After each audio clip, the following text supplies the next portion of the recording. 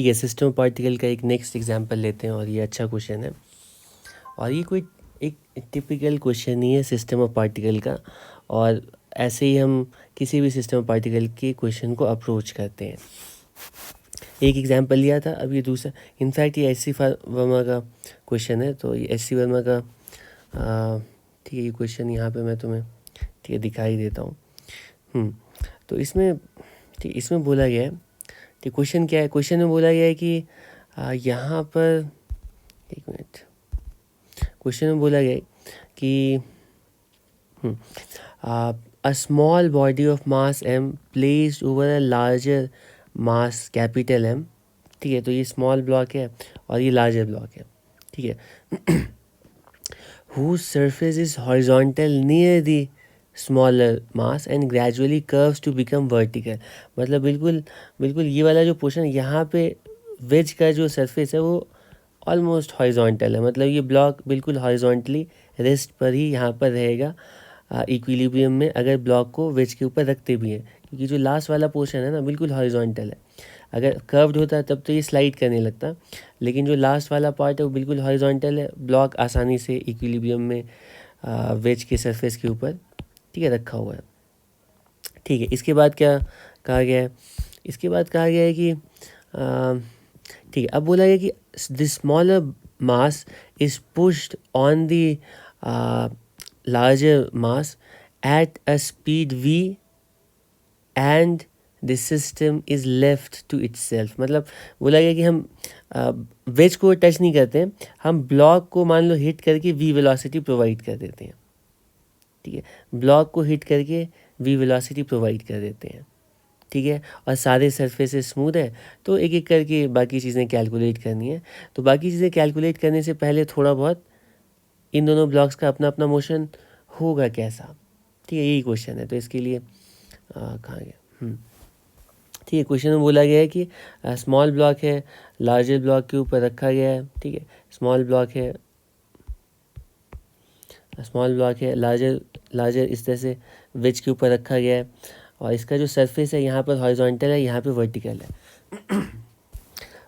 अब बोला गया है कि ब्लॉक को इधर हिट कर देते हैं वी वेलोसिटी से, ठीक है, वेलोसिटी वी स्पीड से हिट कर देते हैं, तो ठीक है, टाइम के साथ दोनों का मोशन पहले हमें सोचना चाहिए कि कैसा होगा, ठीक है, मोशन कैसा होगा दोनों का। ठीक है, तो ऑब्वियसली जैसे ही हम ब्लॉक को हिट करेंगे ना, ब्लॉक धीरे धीरे आगे चलना स्टार्ट करेगा, लेकिन सारे सरफेस स्मूथ है, तो सबसे पहले तो तुम्हें ये सोचना है कि जब तक वेज का सरफेस बिल्कुल हॉरिजॉन्टल है, कि जब तक वेज का सरफेस बिल्कुल हॉरिजॉन्टल है तब तक क्या होगा, जब तक हॉरिजॉन्टल है तब तक, क्योंकि इनके बीच में फ्रिक्शन फोर्स नहीं एक्ट कर रहा है, तो ब्लॉक बिल्कुल हॉरिजॉन्टल डायरेक्शन में वी स्पीड से चलता जाएगा, इसकी स्पीड चेंज नहीं होगी और हॉरिजॉन्टल डायरेक्शन में ये ब्लॉक आगे आगे चलता जाएगा, ठीक है। अगर वेज का ये वाला जो पार्ट है, ये वाला जो पोर्शन है हॉरिजॉन्टल हो, लेकिन जैसे ही धीरे धीरे ठीक है, ये जो वेज का सरफेस है वो इंक्लाइन होना स्टार्ट करेगा, मतलब ये जो वेज का सरफेस है जैसे ही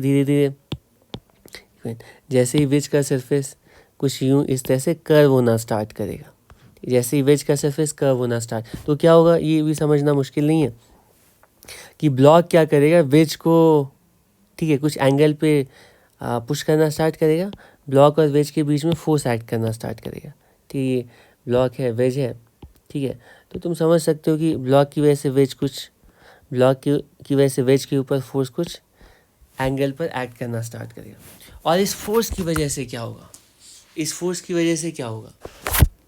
ठीक है, इस फोर्स का जो हॉरिजॉन्टल कंपोनेंट है वो वेज को हॉरिजॉन्टल डायरेक्शन में पुश करेगा, तो अब ये वेज यहाँ पे स्टेशनरी नहीं रह पाएगा। हमने वेलोसिटी तो ब्लॉक को प्रोवाइड की, लेकिन ब्लॉक जैसे आगे चलना स्टार्ट करता है तो ब्लॉक वेज को पुश करता है, और ब्लॉक की वजह से वेज के ऊपर जो नॉर्मल कॉन्टैक्ट फोर्स एक्ट कर रहा है, इसका हॉरिजॉन्टल कंपोनेंट वेज को इधर टुवर्ड्स लेफ्ट पुश करना स्टार्ट करेगा और वेज की वेलोसिटी इंक्रीज़ होना स्टार्ट होगी, ठीक है। लेकिन अभी और ब्लॉक के साथ क्या होगा, तो ब्लॉक के ऊपर जो फोर्स है ना, उससे पता चल रहा होगा कि ब्लॉक के ऊपर जो फोर्स का हॉरिजॉन्टल कंपोनेंट है वो ब्लॉक की स्पीड को कम करेगा, ठीक है। और जो वर्टिकल कंपोनेंट है वो ब्लॉक को इंक्लाइंड सरफेस के ऊपर क्लाइंब कराएगा, ठीक है। तो धीरे धीरे होगा क्या, धीरे धीरे होगा क्या कि ये धीरे धीरे कुछ इस तरह का हो रहा होगा कि ये जो वेज है ना ये थोड़ा आगे जा रहा होगा, ठीक है। और जो ब्लॉक है इस वेज के ऊपर क्लाइंब कर रहा होगा, ठीक है। तो इसकी हॉरिजॉन्टल वेलोसिटी तो कम हो रही होगी, ओवरऑल भी वेलोसिटी कम हो रही होगी, लेकिन ठीक है, लेकिन वर्टिकल डायरेक्शन में भी इसके पास वेलोसिटी आ रही होगी। तो ब्लॉक कुछ ऐसे कुछ वेज के रेस्पेक्ट में वेज के सरफेस के अलॉन्ग कुछ यूँ मूव कर रहा होगा, ठीक है। तो कुछ ही देर के बाद ना ये वेज भी मूव कर रहा होगा और ब्लॉक भी किसी वेलोसिटी से मूव कर रहा होगा, ठीक है। तो ब्लॉक की वेलोसिटी जो पहले थी ना उसके कंपैरिजन में ब्लॉक की जो हॉरिजॉन्टल वेलोसिटी थी वो कम हो रही है। क्यों? क्योंकि ब्लॉक के ऊपर जो फोर्स एक्ट कर रहा है वेज की वजह से उसका हॉरिजॉन्टल कंपोनेंट बैकवर्ड डायरेक्शन में, ठीक है। तो ब्लॉक की वेलोसिटी हॉरिजॉन्टल वाली कम हो रही होगी, वर्टिकल वाली इंक्रीज हो रही होगी। तो ओवरऑल ये ब्लॉक क्लाइंब कर रहा होगा, ठीक है। ठीक कुछ ऐसा ही हो रहा होगा, मतलब ये वेज भी मूव करेगा और ये ब्लॉक भी मूव कर रहा होगा। और ये जैसे ये वेज और आगे जाएगा, ठीक है, ब्लॉक किसी टाइम में यहाँ पर आ जाएगा। तो हो सकता है कि एक पॉसिबिलिटी तो ये है, अब तुम थोड़ा सोचोगे, एक पॉसिबिलिटी तो ये है अगर हम बहुत कम वेलोसिटी से मान लो ब्लॉक को पुश करते हैं तो ये ब्लॉक कुछ दूर आगे जाएगा और कुछ दूर आगे जाने के बाद उस टाइम तक वेज के पास कुछ ना कुछ वेलोसिटी होगी, कुछ दूर आगे जाएगा और वेज की जो ब्लॉक की जो वेलोसिटी है वेज के रेस्पेक्ट में ज़ीरो हो जाएगी, ठीक है। मतलब ये ब्लॉक वेज के साथ साथ ही कॉमन वेलोसिटी से हाईएस्ट पॉइंट पर ट्रैवल कर रहा होगा, ठीक है। अगर हम बहुत स्लोली मूव करेंगे तो बीच में ही कहीं पर मोमेंटरीली ब्लॉक रुकेगा वेज के रिस्पेक्ट में। हालांकि दोनों तो सेम वेलोसिटी से हॉरिजॉन्टल डायरेक्शन में ट्रैवल कर रहे हैं, लेकिन मैं ब्लॉक वेज के रिस्पेक्ट में कह रहा हूँ कि ब्लॉक वेज के रिस्पेक्ट में मोमेंटरीली रुकेगा, ठीक है। अब इसके बाद क्या होगा, अब इसके बाद ये वापस आना स्टार्ट करेगा, ठीक है, क्योंकि ग्रेविटी की वजह से इसको डाउनवर्ड फोर्स तो है ना, तो ये वापस आना स्टार्ट करेगा। और जब वापस आएगा ना तो दोबारा वापस आते टाइम में भी दोबारा ब्लॉक की वजह से वेज के ऊपर जो ये नॉर्मल कांटेक्ट फोर्स है उसका कंपोनेंट कुछ यूं ही एक्ट कर रहा होगा, इधर की तरफ ही एक्ट कर रहा होगा, ठीक है। तो ये हाईएस्ट पॉइंट गया, फिर वापस आ रहा है, लेकिन वेज की स्पीड अभी भी बढ़ी क्योंकि अभी भी ब्लॉक लेफ्ट डायरेक्शन में ही वेज को पुश कर रहा है। तो और आगे क्या होगा, और आगे वेज की स्पीड और ज़्यादा बढ़ जाएगी, वेज की स्पीड और ज़्यादा बढ़ गई है, ठीक है। और ब्लॉक की स्पीड कितनी होगी, ब्लॉक की स्पीड कितनी होगी, तो ब्लॉक जब ये बिल्कुल स्लिप करते करते लोअर पार्ट में आएगा, ब्लॉक का मोशन मैं थोड़ा वेज के रेस्पेक्ट में समझा रहा हूँ। वेज के रेस्पेक्ट में जो है ना ये ब्लॉक कुछ सरफेस के अलॉन्ग ऐसे स्लाइड करता हुआ लोएस्ट पार्ट में पहुँचेगा, ठीक है। और दोनों के पास कुछ ना कुछ स्पीड होगी, और कितनी स्पीड होगी इस पॉइंट पर वो हम श्योर होकर के नहीं कह सकते हैं, क्योंकि एक्चुअली क्या है ना, ये जो वेज है ना, वेज मान लो 100 से जा रहा है, ठीक है, वेज मान लो ऐसे 100 से जा रहा है, और वेज के रिस्पेक्ट में ब्लॉक कितने से जा रहा है ये हमें पता नहीं है। अगर वेज के रिस्पेक्ट में ब्लॉक लेटेस्ट से 50 से जा रहा है तो ओवरऑल ना वेज की वेलोसिटी, या वेज मान लो ब्लॉक जो है वेज के रेस्पेक्ट में, ठीक है, वेज के रेस्पेक्ट में कहाँ है ब्लॉक, मान लो वेज के रेस्पेक्ट में इधर की तरफ 40 से जा रहा है, तो ओवरऑल वेज की वेलोसिटी 100 बोलेंगे और ब्लॉक की वेलोसिटी 60 बोलेंगे, ठीक है। लेकिन अगर ब्लॉक की जो वेलोसिटी है वेज के रेस्पेक्ट में, मान लो वो वेज से ज़्यादा है, वो मान लो कुछ, ठीक है, 110 है, ठीक है, तो वेज की वेलोसिटी 100 होगी, लेकिन ब्लॉक की वेलोसिटी जो ग्राउंड के रेस्पेक्ट में होगी ना वो 10 होगी, ठीक है। तो ग्राउंड के रिस्पेक्ट में ब्लॉक की वेलोसिटी ज़्यादा भी हो सकती, कम हो सकती है। वो बिल्कुल श्योर होकर कि डायरेक्टली एक बार में, अगर हम एक्सपर्ट नहीं हैं तो डायरेक्टली नहीं बता सकते। लेकिन ये इतना श्योर है, जब ये वापस आएगा ना, तो इसके पास कुछ भी वेलोसिटी अगर अननोन है तो उसको तो किधर भी मान सकते हैं। इसको वी डैश बोल लेते हैं। ये वेज की वेलोसिटी वी है, ब्लॉक की वेलोसिटी वी डैश है, लेकिन ब्लॉक की वेलोसिटी वापस आने पे बिल्कुल हॉरिजॉन्टल डायरेक्शन में ही होगी। ठीक है। ये तो तब के लिए बताया कि जब कम वेलोसिटी प्रोवाइड करते हैं।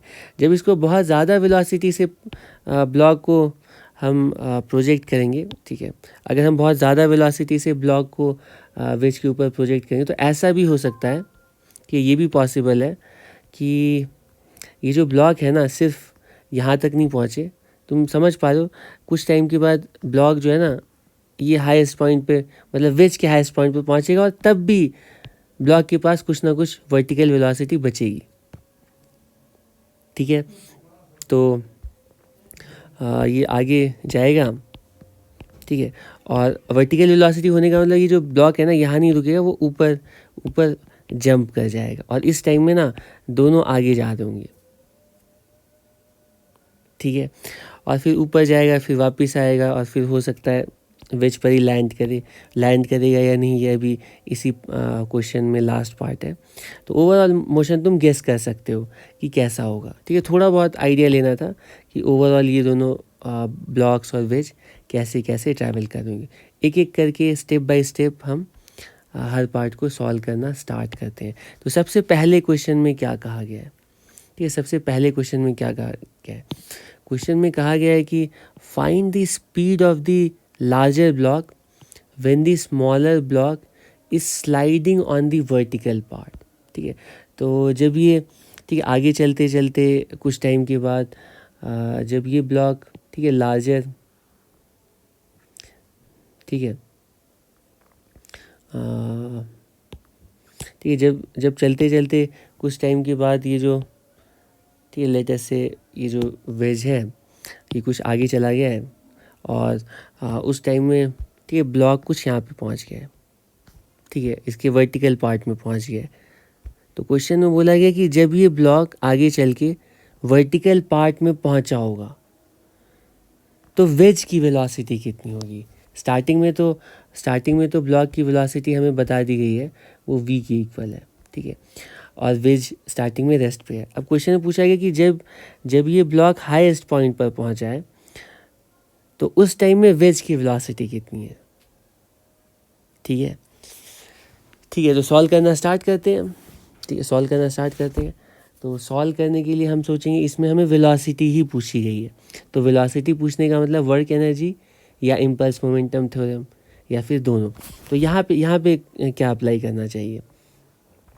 तो तुम बोलोगे हाईएस्ट पॉइंट पर इनकी वेलोसिटीज़ कितनी होगी। लेट अस से लार्जर, ठीक है, ब्लॉक की जो वेलोसिटी है वो कुछ लेट अस से इसको हम मान लेते हैं v कैपिटल है, और स्मॉलर ब्लॉक की वेलोसिटी कितनी होगी। स्मॉलर ब्लॉक की वेलोसिटी कितनी होगी। अब ये पार्ट बहुत ज़्यादा मतलब समझना थोड़ा चैलेंजिंग है और इम्पॉर्टेंट भी है कि ब्लॉक की टोटल वेलोसिटी कितनी और किधर होगी। क्या लगता है तुम्हें, क्या लगता है? सबसे पहले हॉरिजॉन्टल वेलोसिटी के बारे में बताओ। ठीक है, तो यहाँ पे क्वेश्चन में स्पेसिफिकली बता दिया गया है कि जब ब्लॉक वेज के वर्टिकल पार्ट में जब ब्लॉक वेज के वर्टिकल पार्ट में पहुँचेगा तो उस टाइम में, ठीक है, उस टाइम में एक चीज़ क्लियर है कि हॉरिजॉन्टल डायरेक्शन में ब्लॉक और वेज की वेलोसिटी अलग अलग नहीं हो सकती। वेज जितनी स्पीड से ट्रैवल कर रहा है, ब्लॉक भी उतनी स्पीड से हॉरिजॉन्टल डायरेक्शन में कम से कम ट्रैवल करेगा। ये इस तरह का केस है ना, मान लो तुम्हारे पास इस तरह का एक रॉड है सॉरी एक ये कार्डबोर्ड है। ठीक है, और इधर हम मान लो इधर हम एक ब्लॉक लगा देते हैं और इसको पुश करते हैं। ठीक है, तो हम बोले हॉरिजॉन्टल डायरेक्शन में तो दोनों साथ साथ सेम वेलोसिटी से आगे जाएंगे ना, तो हॉरिजॉन्टल डायरेक्शन में तो दोनों का डिस्प्लेसमेंट अलग अलग नहीं हो सकता, लेकिन वर्टिकल डायरेक्शन में ब्लॉक के पास एक एडिशनल वेलोसिटी होगी।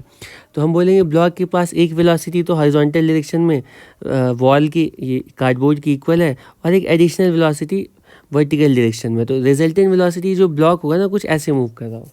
तो उसी तरह से तुम यहाँ पर समझ सकते हो, क्योंकि क्वेश्चन में बताया गया है कि ये जो ब्लॉक है वो vertical part of the ways पर आ गया है।